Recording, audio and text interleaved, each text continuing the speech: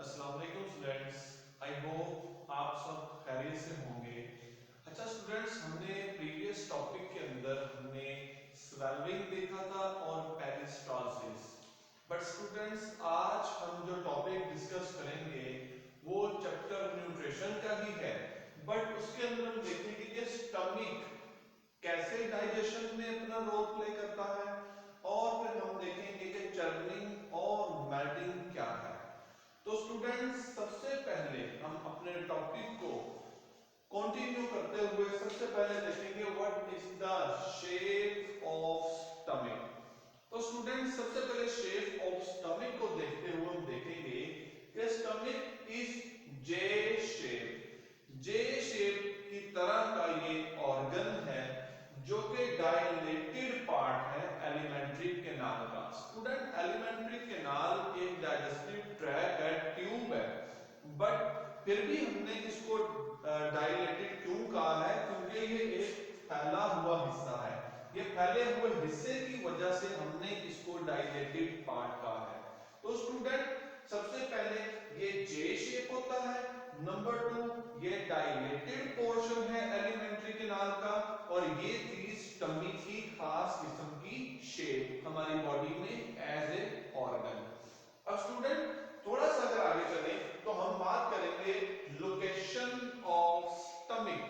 Stomach की location क्या है?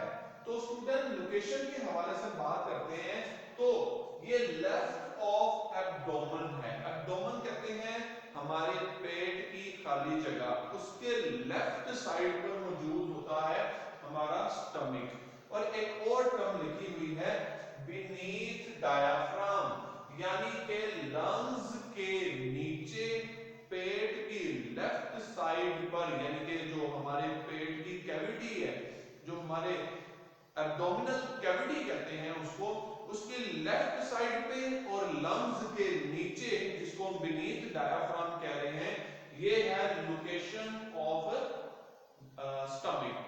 तो स्टूडेंट, स्टमक की लोकेशन के बाद हम देखेंगे कि स्टमक को कितने पोर्शन में डिवाइड किया गया है इसके मुख्तलिफ पोजीशन और रीजन की वजह से।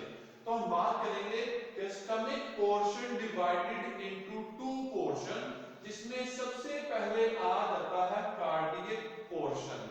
स्टूडेंट, कार्डियक पोर्शन को अगर देखें तो कार्डियक पोर्शन हमेशा आफ्टर ओसोफेगस आता है, यानी कि ये ट्यूब हमारी ओसोफेगस है, और इस ट्यूब के बाद जो सबसे पहले पोर्शन आता है हार्ट के पास, उसको कार्डियक पोर्शन कहते हैं।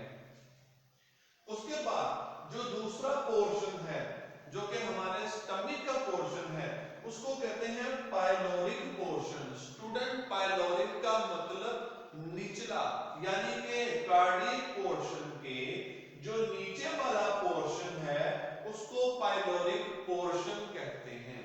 ये था स्टूडेंट इनके पाइलोरिक और कार्डियक पोर्शन के बारे में। अब हम आगे डिस्कस करेंगे कि स्टमक के अंदर टू स्फिंक्टर मसल होते हैं। स्टूडेंट, स्फिंक्टर मसल होता क्या है?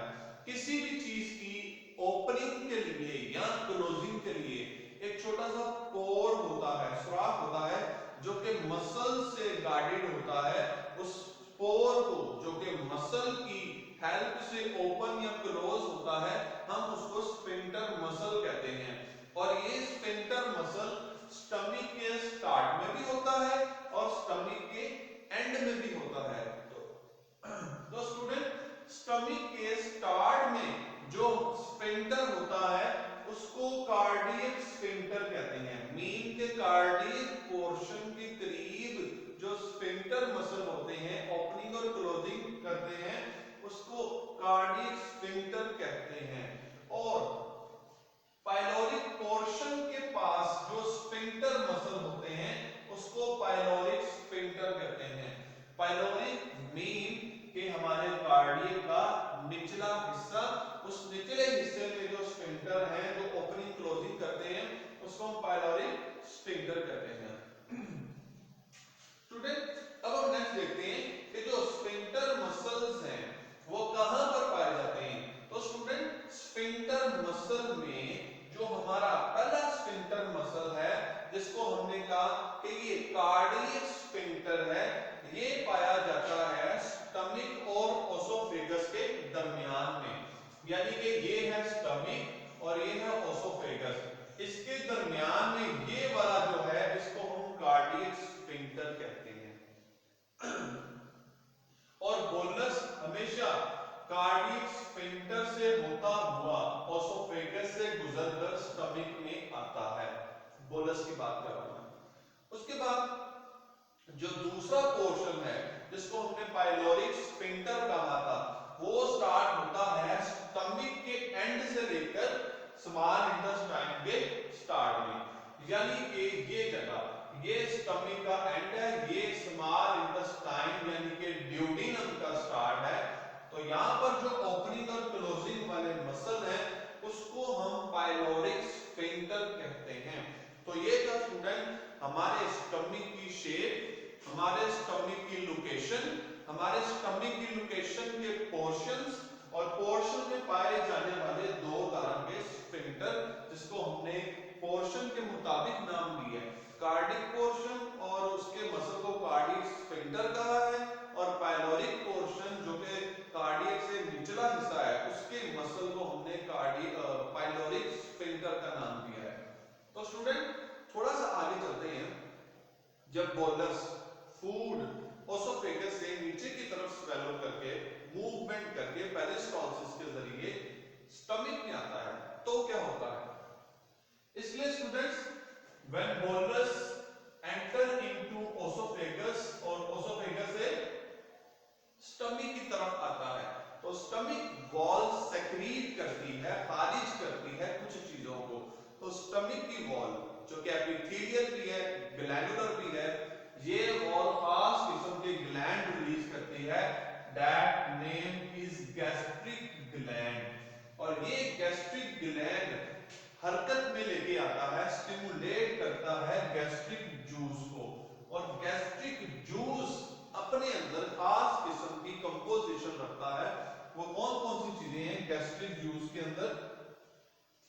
म्यूकस जो कि डाइजेशन में हेल्प करता है लुब्रिकेशन के तौर पे, प्लस HCl जिसका एक अपना काम है जो कि अभी हम डिस्कस करेंगे, और फिर पेप्सिनोजिन जो कि प्रोटीन को डाइजेस्ट करने वाला इनएक्टिव फॉर्म है केमिकल की।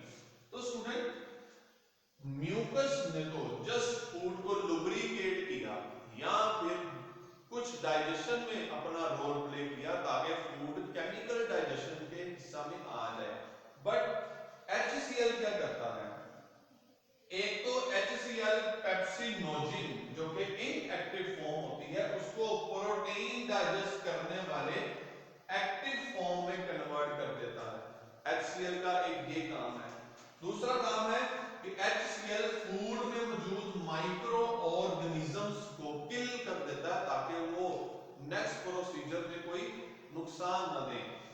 उसके बाद जो पेप्सिन है, पेप्सिन का क्या काम है स्टूडेंट्स? पेप्सिन का काम ये है कि ये जुज़वी तौर पे, पार्शियली तौर पे डाइजेस्ट करती है प्रोटीन को, और प्रोटीन को डाइजेस्ट करके जो लॉन्ग पॉलीपेप्टाइड चेन होती है पेप्सिन उसको शॉर्ट पेप्टाइड चेन में कन्वर्ट कर देता है, इन शॉर्ट डाइजेस्ट करता है प्रोटीन को। ये था स्टूडेंट हमारा आज का टॉपिक। इसमें हमने स्टमक के बारे में देखा, स्टमक की शेप, स्टमक की शेप के बाद हमने उसकी लोकेशन देखी है, लोकेशन के बाद हमने देखा है कि स्टमक के कौन कौन से पोर्शन होते हैं, हमने उनको दो नाम दिए हैं और उनकी लोकेशन देखी है। फिर हमने स्टमक के स्फिंक्टर मसल को देखा है जो ओपन और क्लोज होते हैं with the help of muscle, smooth muscle, और वो मसल कहां पे पाए जाते हैं? कार्डियक स्फिंक्टर कार्डियक पोर्शन में, पाइलोरिक स्फिंक्टर पाइलोरिक पोर्शन में। और उसके बाद हमने देखा कि बोलस कैसे ओसोफेगस से एंटर होता है स्टमक में, और कैसे स्टमक की epithelial wall, glandular wall, gastric gland के जरिए स्टिमुलेट करती है गैस्ट्रिक जूस को, और वो ये तीन तरह की सेक्रीशंस रतूबतें खारिज करता है जिनका अपना अपना एक रोल है। आई होप स्टूडेंट्स आपने अच्छे तरीके से अंडरस्टैंड कर लिया होगा। ओके स्टूडेंट्स, अल्लाह हाफिज।